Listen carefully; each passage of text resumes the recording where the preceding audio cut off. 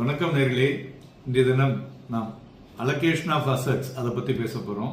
அதாவது உங்களுடைய ஃபினான்ஷியல் அசட்ஸில் நிறைய இருக்கு இல்லையா, அதில் எப்படி நம்ம allocation of assets is very important to building a diversified portfolio.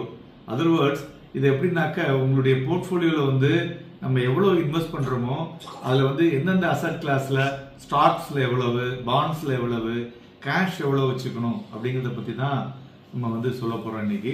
Historically பார்த்தீங்கன்னாக்க ஒரு 10% பர் இயர் பாண்ட்ஸில் கிடைக்குங்க. அதுமாரி 10%ங்கிறது எவ்ரி இயர் கிடைக்காது. சில வருஷம் 10%, சில வருஷம் 6% கிடைக்கும்.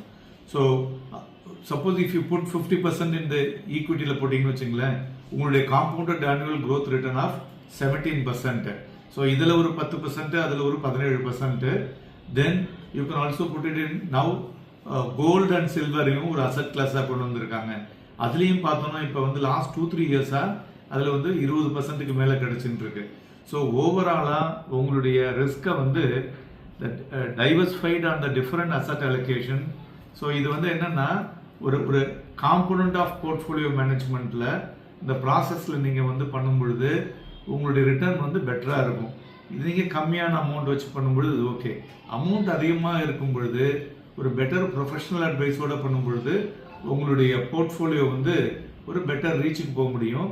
So preserving your portfolio, so ஒரு டிசைட் ரிட்டையர்மெண்ட் ஏஜை வச்சுக்கணும்.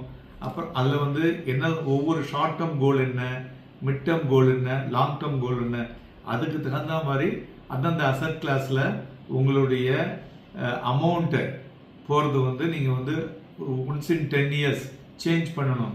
அதாவது இனிஷியலாக டிபென்ச்சர்ஸ் அண்ட் த ஃபிக்ஸ்டு இன்கமில் குறைச்சி ஈக்விட்டி, டைரக்ட் ஈக்விட்டியில் அதிகரித்து இருக்கணும்.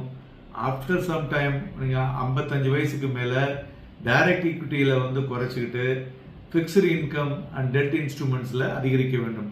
ஸோ இது மாதிரி ஒன்றுலையும் based on your retirement life style உங்களுக்கு வேண்டிய பாசிபிள் ரிட்டையர்மெண்ட் பிளான்ஸை ப்ராப்பராக பண்ணும் பொழுது you will get the better annuity. So as discuss earlier, ஒரு போர்ட்ஃபோலியோன்னு எடுத்திங்கன்னா ஒரு கன்சிஸ்டிங் ஆஃப் டிஃப்ரெண்ட் ஸ்டாக்ஸ் இருக்கும் இல்லையா.